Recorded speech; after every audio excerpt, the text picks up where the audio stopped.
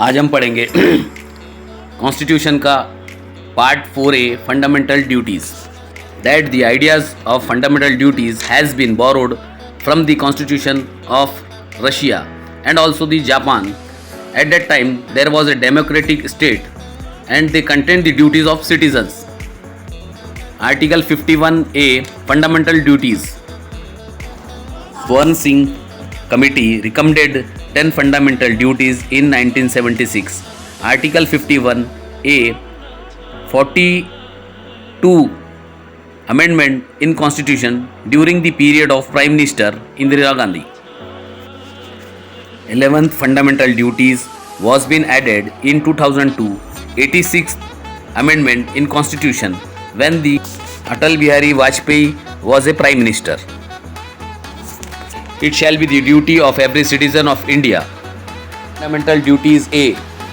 To abide by the Constitution and respect its ideals and institutions, the national flag and national anthem. हमारे देश के constitution को ओबे करना चाहिए और उसके आइडियाज़ को और उन इंस्टीट्यूशंस जैसे कि जुडिशरी, एग्जीक्यूटिव एंड लेजिस्लेटिव, इन तमाम अथॉरिटीज़ की रेस्पेक्ट करना चाहिए और हमारे देश के फ्लैग को रेस्पेक्ट रखना चाहिए और नेशनल एंथम जो राष्ट्रीय गान होता है उसकी भी रेस्पेक्ट करना चाहिए हमने. ये हमारा फंडामेंटल ड्यूटीज़ है. B. To cheer and follow the noble ideas which inspire our national struggle for freedom. जिन नोबल आइडियाज़ के द्वारा हमारे देश को फ्रीडम प्राप्त हुआ, उन नोबल आइडियाज़ के लिए हमें इंस्पायर होना चाहिए और हमें औरों को भी इंस्पायर करना चाहिए इस चीज़ के लिए और उन तमाम चीज़ों के लिए चेरिश करना चाहिए. Fundamental duty C. To uphold and protect the sovereignty, unity and integrity of India. हमारा ये दायित्व बनता है कि हमारे देश की सोवरेनिटी, यूनिटी एंड इंटीग्रिटी और एकता और अखंडता बनी रहे और इसे बनाए रखने में हमारा जो योगदान होता है वो हम अपने योगदान को अच्छी तरह से परफॉर्म करें. यही हमारी फंडामेंटल ड्यूटीज़ है.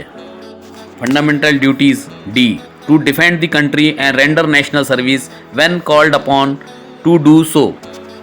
जैसे कि हमारे देश में कभी भी किसी तरीके की कोई आपदा आ जाए, वॉर हो गया, नेशनल क्लाइमेटी हो गया, डिज़ास्टर्स हो गया, फ्लड्स हो गया, ऐसे किसी भी तरह की बड़ी आपदा होती है तो उसमें गवर्नमेंट तो अपना योगदान देती है, पर हर नागरिक का ये कर्तव्य बनता है आपका कि आप अपना योगदान दें उसमें और हमेशा आप ये तत्पर रहे कि उसकी सर्विसेज आप देते रहे. यही हमारी फंडामेंटल ड्यूटीज़ है. ये नहीं कि भाई ये देश में जो भी हो रहा तो हमारी कोई रिस्पॉन्सिबिलिटी नहीं है. आप तमाम नागरिकों की रिस्पॉन्सिबिलिटी है कि उसको आप फुलफिल करें. यही आपकी फंडामेंटल ड्यूटीज़ है. Fundamental duties E. To promote harmony and spirit of common brotherhood amongst all the people of India, transcending religious, linguistic and regional or sectional diversity, to renounce the practice derogatory to dignity of women.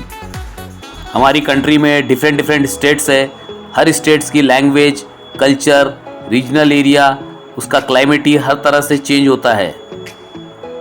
For example, अगर कोई south की महिला है और उसका विवाह किसी north में हो जाए तो वो अपने हस्बैंड के पास जब जाती है तो उस स्टेट का उसका रीजनल और लैंग्वेज और कल्चर, ये तमाम चीज़ें डिफरेंस होती है उसके लिए, तो उसको फेस करने में डिफ़िकल्टी होती है. तो हमें ये ब्रदरहुड बनाए रखना चाहिए कि भाई वो महिला के लिए सबसे सर्वोपरि ये है कि भाई उसका रेस्पेक्ट बना रहे, डिग्निटी मेंटेन रहे.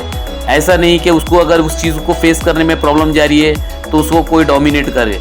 ऐसे में आप किसी महिला को डोमिनेट नहीं कर सकते. उसको आप सर्वोपरि ये तमाम लैंग्वेज, रीजन और तमाम कल्चरों से ऊपर रखकर उसका रेस्पेक्ट और उसकी डिग्निटी बनाए रखना चाहिए. ये आपकी फंडामेंटल ड्यूटीज़ है. बाकी के 6 फंडामेंटल ड्यूटीज़ हम पार्ट 2 में पढ़ाएंगे.